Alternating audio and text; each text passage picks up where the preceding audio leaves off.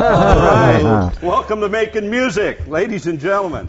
Hey, this is great. Today, I'm Gary Wineroth from Guitar Showcase, and I'm proud to have with me a dear old friend, John Tristao from Creedence Clearwater Revisited, from Daddy-O in the old days, from Coffee, from People, from Guitar Showcase. I mean, all of it. I mean, man, you did leave a good job in the city. You know, I did. I don't understand why you left us. You know, I just, you know. Well, I left it for a good job in the city. Yeah, that's true. And over here, your partner over here, we got Steve Conrad from Music in Motion, and he's doing a show similar to ours down in San Luis Obispo, right, Steve? That's right, San Luis Obispo. Yeah, with Shirley Getz. Cool. And you guys have been playing together now for 3 minutes, right? Yeah, just forever. Yeah, all of you, you know. That's right. So I just learned his last name. Yeah, really. It was for that. So this is great. Well, we got a lot to talk about in a short time here. I mean, gosh, where do we start? I mean, you know. What was that, 66? Something like that. It was way back when all those Stratocasters we were selling new are now worth, you know, 20 or 30 grand and $50 back then. My God. Yeah, so buy first, buy young, buy early, and keep them. So tell me, you got, what are you playing here? You got a Guild D55? I got a Guild. You know, I'd always been a Martin man, and when I went into Showcase, I was looking through your guitar room there, acoustic room. Get a Guild, pick this one up, that's it. I'm hooked. You're in love. No more Martin, I hate to say. I'm a Guild man.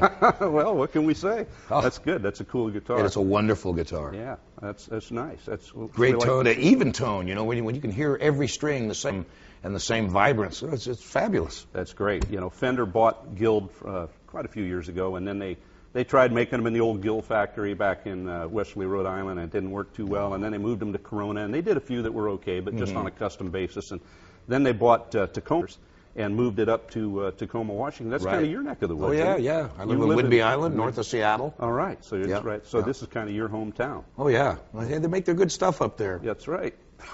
Guitars. It's all good guitars. So you and I were outlaws in the old days. I don't know, you know, we can't say a lot on television, but you know, and of those days, I can't say much. No, if anything.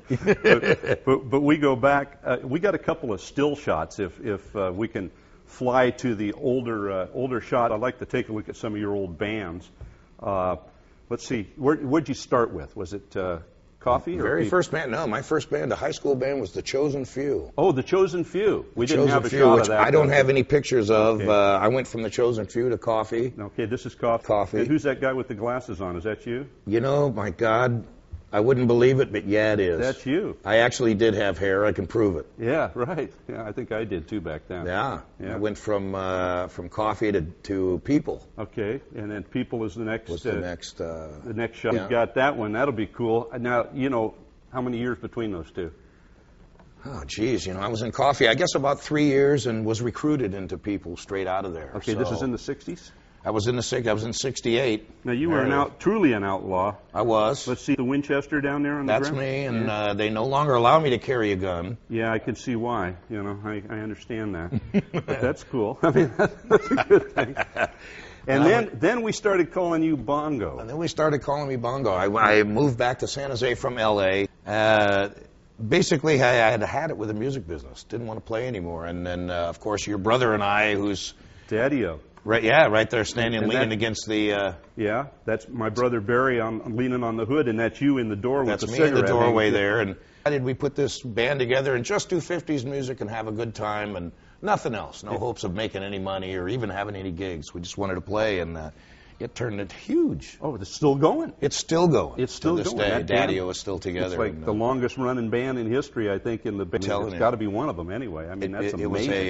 It became a theatrical act, actually. It did. We started doing the skits and the costume changes and started offending everybody, and people loved it. Well, it was X-rated rock and roll back then. It was, and we announced it that way, and warned. It's actually, and then you guys played the Gong Show. We did the Gong Show. And we can't do that on TV because that's a syndicated thing. You still get royalties over that. Still get royalties. We did the Gong Show and won. So, a 10 straight across. Anybody wants to see that, they can go to YouTube and we posted it. Look at Daddy-O 1979 Gong Show and they'll find you. My God. And that act is on there right now, which is amazing. Totally cool. Well, Now in the Daddy-O days, let's go back there for a second. My God, I remember playing back at Napperdack Hall and the What's It and all of those old teen clubs. Well, you did that with Coffee and and Chosen Few and the People and all of those too, back in those old days.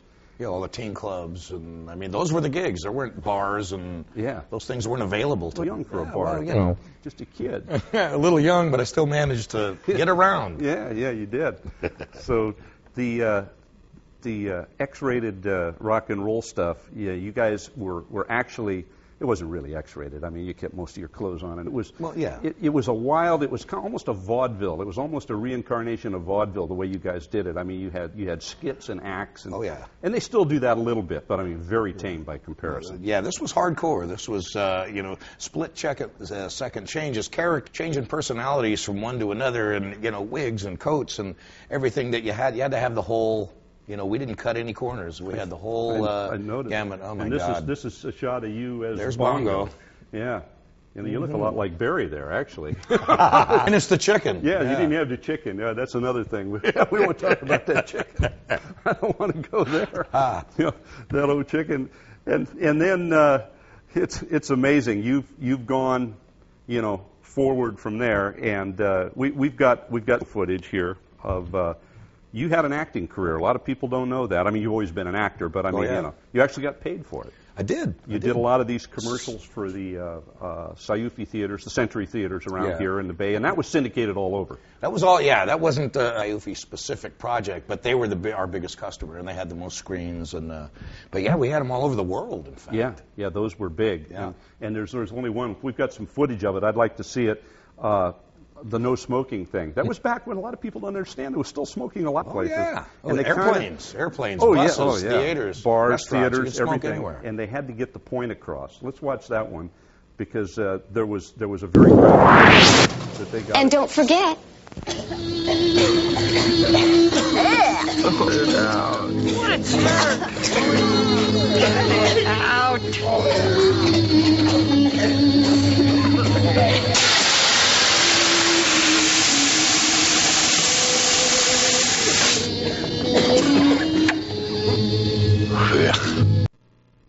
I think that got the point across, didn't it?